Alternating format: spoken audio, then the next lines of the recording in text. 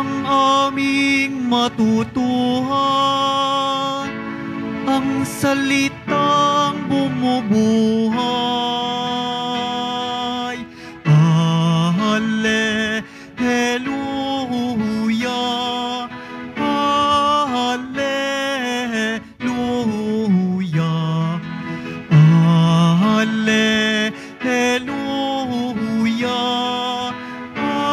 hallelujah, hallelujah.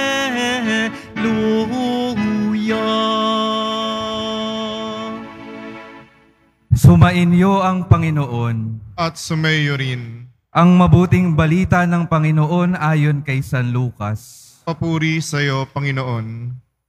Noong panahong iyon, sinabi ni Jesus sa kanyang mga alagad, "Ipalagay natin na ang isa sa inyo'y nagpunta sa isang kaibigan isang hating gabi at nagsabi, 'Kaibigan, bigyan mo muna ako ng 3 tinapay.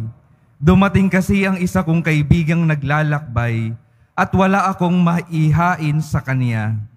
At ganito naman ang sagot ng kanyang kaibigan sa loob ng bahay, 'Huwag mo nga akong gambalain.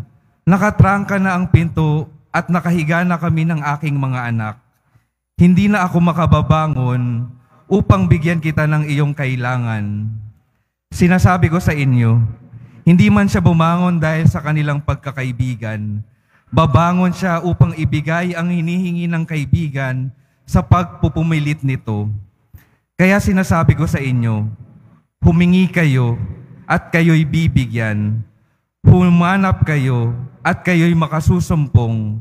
Kumatok kayo at ang pinto'y bubuksan para sa inyo.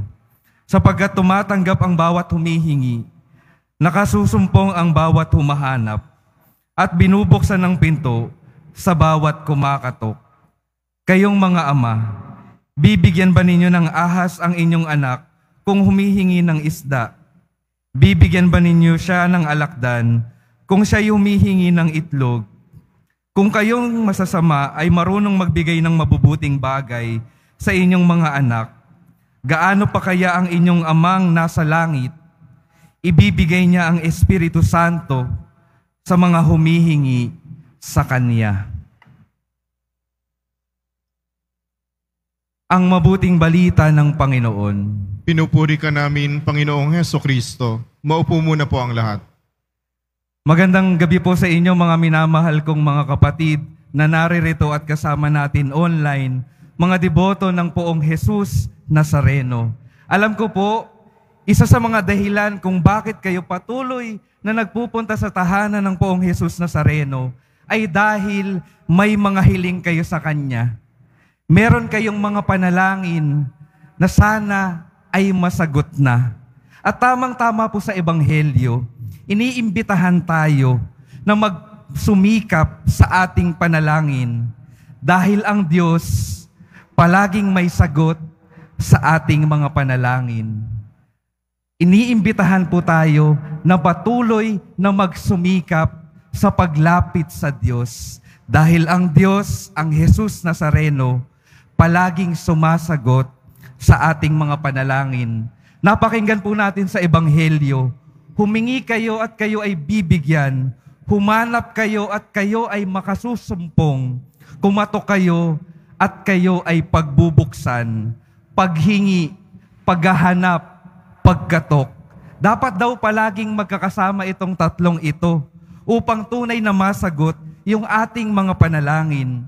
Minsan po kasi, aminin po natin, naiiwan tayo sa paghingi na lamang.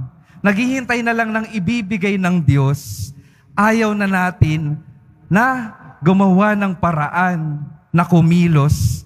Tandaan po natin mga kapatid, kailangang palaging may pagkilos, may effort, may paghahanap, may pagkakatok.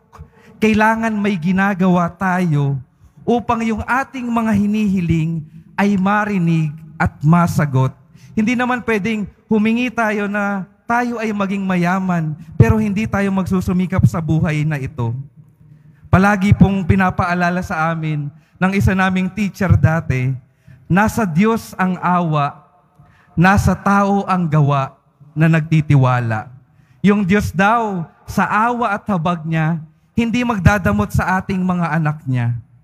Ngunit kailangan nating samahan ng gawa ang ating pagtitiwala sa Kanya upang tunay nating maranasan ang pagsagot ng Diyos sa ating mga panalangin.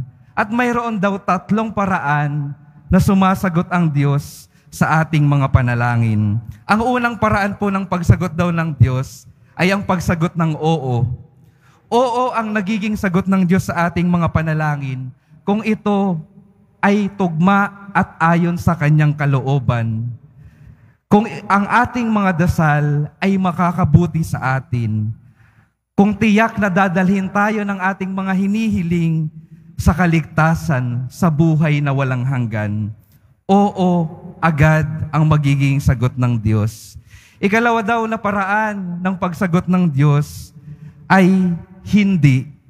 Hindi ang sagot ng Diyos sa ating mga panalangin kung ang ating mga dasal ay makakasama sa ating mga buhay.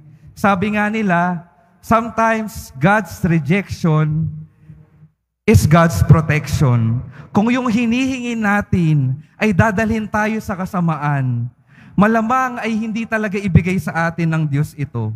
Palagi po nating tandaan, ninanais ng Diyos yung mabuti para sa buhay natin. Kaya wag sana tayong agad magtampo kung hindi pinapakinggan, hindi sinasagot yung ating mga panalangin. Baka maganda, tingnan natin yung ating mga dasal. Baka hindi ayon ito sa tama.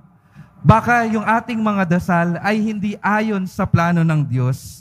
Magandang tingnan kung tunay bang makakabuti yung ating mga hinihiling sa ating mga buhay.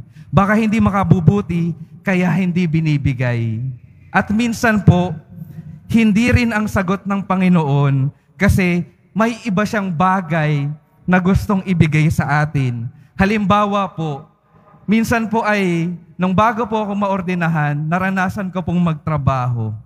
At sa isa pong mga katrabaho ko, may lumapit po sa akin. Ang sabi niya sa akin, Father, parang hindi sinasagot ng Diyos yung aking mga panalangin. Tanong ko sa kanya, ano bang panalangin mo? Sabi niya, Father, ang panalangin ko sa Diyos ay yumaman ako. Parang hindi po sinasagot ng Diyos. Sabi ko sa kanya, ano bang nangyayari? Bakit hindi kayo mayaman? Sabi niya, nakakaipon naman daw siya. Pero sa tuwing nakakaipon siya, palaging nangangailangan, biglang nangangailangan yung kanyang pamilya, yung mga taong mahalaga sa kanya. Hindi niya maiwasan na hindi maglabas ng kanyang naipon para tulungan yung mga nangangailangan. Sabi ko sa kanya, baka naman kasi hindi yaman sa mundong ito yung pinapaipon sa iyo ng Panginoon. Baka yaman sa kalangitan. At yun po yung mas mahalagang yaman na dapat nating pag-ipunan.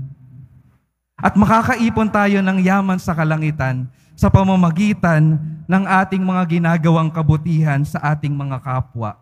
Mga kapatid, hindi ang sagot ng Diyos sa kanyang panalangin, ngunit may mas mahalagang ibinibigay sa kanya. Yaman sa kalangitan. Patunay na patuloy na sumasagot sa panalangin ang Diyos sa paraan na mas makakabuti sa atin. At ang ikatlong paraan po ng Diyos ng pagsagot ay oo, pero hindi muna sa ngayon. Alam ng Diyos kung ano ang tamang panahon para ibigay yung ating mga hiling. Kailangan natin na magtiwala sa panahon na Kanyang itinakda. Magtiwala tayo habang tayo ay nasa panahon ng paghihintay. Dahil sa panahon ng paghihintay, may ginagawa pa rin ang Diyos sa atin na paghahanda para matanggap natin ng matiwasay yung Kanyang inihandang regalo para sa atin. Mga kapatid, patuloy nawa tayong magsumikap sa pananalangin kay Jesus Nazareno na palaging sumasagot sa ating mga panalangin. At ang pagsagot ng Jesus Nazareno, palagi nating tandaan, ay para sa ikabubuti ng bawat isa sa atin. Maging oo man agad yung sagot, o kaya naman hindi, o kaya naman oo pero hindi pa sa ngayon. Palaging para sa ikabubuti natin ang Kanyang pagsagot. At may dahilan po ang bawat pagsagot ng ating Panginoon. At ang makakatulong po sa atin na mas maintindihan ang sagot ng Diyos ay ang Espiritu Santo. Kaya sa pagpapatuloy ng ating pagdiriwang, palagi po nating hingin at patuloy nating hingin ang grasya ng presensya ng Espiritu Santo sa ating mga buhay. Manatili nawa siya sa ating mga buhay upang magbigay ng kaliwanagan sa ating mga karanasan at lakas sa ating mga pinagdadaanan. Amen.